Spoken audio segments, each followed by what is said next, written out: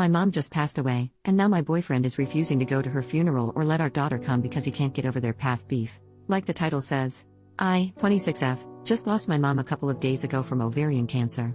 I'm devastated right now, and my boyfriend, 31M, who I've been together for a year and a half now, isn't helping me at all. My mom and I weren't on good terms before her death because of my boyfriend.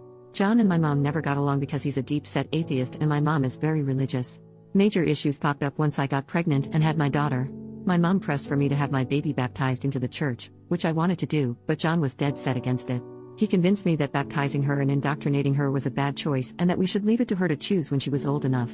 I agreed. My mom didn't take this well at all, and after many angry and hurt arguments, she cut off contact with me. Not having my mom with me during my pregnancy or my baby's birth took a big emotional toll on me, but John insisted it was for the best and he didn't want my mom near my daughter at all and that my mom was evil for hurting me. At the time I was angry, so I agreed. I found out my mom was sick with ovarian cancer a month ago when she called me and wanted to talk. I was horrified and all the bull crap kind of just fell away. I tried to make the best of my time with her, brought my daughter to meet her grandma, and tried to build good memories with her. I'm happy to say we reconciled and my mom and I made our peace with each other before she died.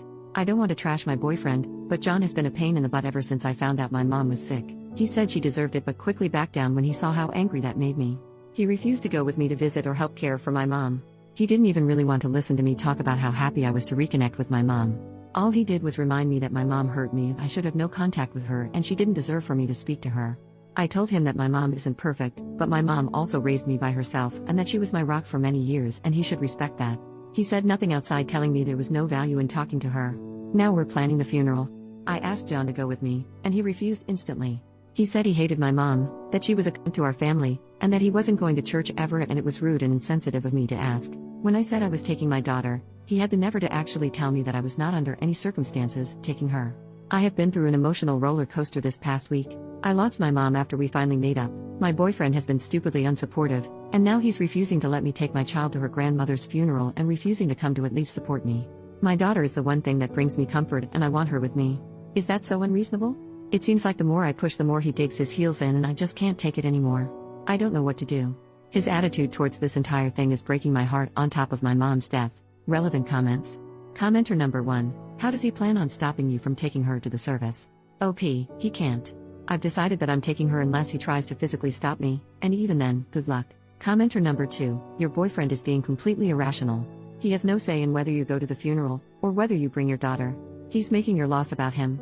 Hell, he made your relationship with your mother about him. Your pregnancy and birth was full of stress from his bullcrap drama he started with your mother. Go to the funeral. Bring your daughter. You deserve to say goodbye to your mother, no matter how tumultuous your relationship had been. I'm sorry for your loss. OP, I don't know if it's because I'm so upset, but I'm starting to see that too. It's always been about him. He's never accepted my wants and instead insisted on a compromise that favored him. I've had enough. OP on her mom. My mom actually cut me off when I said that we decided not to baptize my daughter. I tried for weeks and months to reach out to her and even texted and called when the baby arrived and got no response. I really wish I had tried harder, like gone to the house and knocked or even just tried to run into her and talk to her. I was really hurt by what my mom did and I let John talk me into thinking that my mom really was this mean, vindictive person for cutting me out of her life. Trust me when I say I regret it with all my heart now. Update, 5 days later. Thanks everyone that sent me condolences about my mom. It's been really hard these past several days, but I've been hanging in there okay. I tried being reasonable to John about he wanted to handle things. I even told him, like one poster here suggested, that he didn't have to go to the service, but could wait in the lobby with my daughter while the service was ongoing, then she could spend time with my family after the service, but he again shot it down. He would be able to hear the service and that was a violation of his beliefs, and asking to compromise on those beliefs was unconscionable and unfair to our daughter. I told him I had had it. This is the icing on a very large cake. I told John that as of this week, I wanted our bank accounts separated. He made us join accounts to make sure we split everything equally to be fair despite me making more, and that I'd be staying with my brother after the funeral while we figured out what to do, whether that was a total breakup or counseling. It was up to him. He said counseling was for the weak-minded and that we were staying together despite my empty threats, and there was no way in hell he was letting me take his money. He became very loud and in my face during this conversation, so I just let him throw his tantrum until he took my silence as agreement. I took my daughter with me to the viewing with no problems. John and I barely spoke that day, which was fine by me. But it hit the fan the next day. When I got up in the morning to get myself ready and get my daughter ready, I discovered that he had the mother effing gall to park his car directly behind mine, blocking me into the driveway.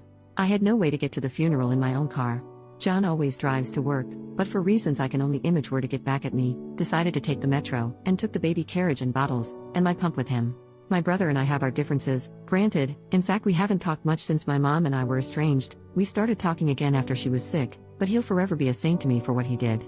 I called him crying, and he and my sister-in-law arrived within 20 minutes. My sister-in-law calmed me down and helped me get my daughter ready, and they brought along spare bottles, a carrier, and a breast pump. Thanks to them, I was able to go my mom's funeral in comfort, and my daughter was an angel during the service. They calmed me down and everything went perfectly, and even though I was a mess most of the day, having my daughter with me, and my sister-in-law and even my brother with me to lean on gave me peace on the inside. I've made up my mind not to tolerate John's insane and controlling behavior anymore. He had a litany of excuses for doing what he did. He even tried to claim his car had problems, and I don't want to hear any of them. I never wanted to be a single mom. I always wanted to raise my baby within a family.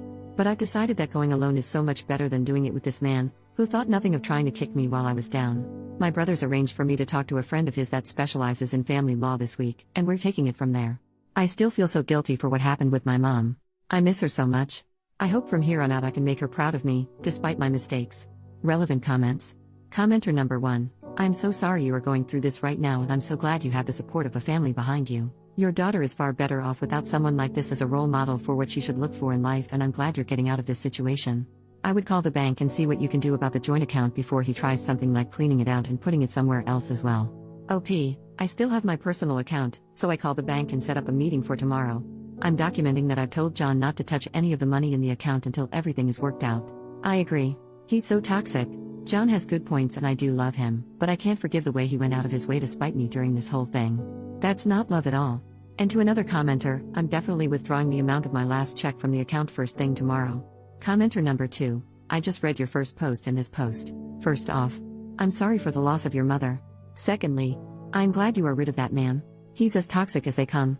And thirdly, I'm glad you have a supporting family who came through for you. Anyways, your ex sounds downright horrible. In your first post you said he called your mother a cunt and said she deserved it. I would have left him then and there. No one talks like that about family, not even if you have differences with said family, especially if they have passed away. Any amazing qualities he had were all a charade and he showed you his true self. I'm proud of the fact that you realize that even though your daughter may not know her father, she is going to be better off. Take care of yourself and your daughter. OP. I was so shocked when he said it I didn't know how to react. It literally didn't hit me until about the time I'd made up my mind to post here. He liked to act like my mom was abusive to him because of her religion, but his main grief with her was that she asked him to leave Grace once, and he reacted badly. Commenter number 3, had he ever had any violent action, punching a wall, etc.? I think everyone here is underestimating the risk that this man can have violent reactions in the future. OP, not wall punching, but he'd slam things like the cabinets or the dishwasher or doors, or he'd rattle a chair or something. Nothing crazy violent, just weird.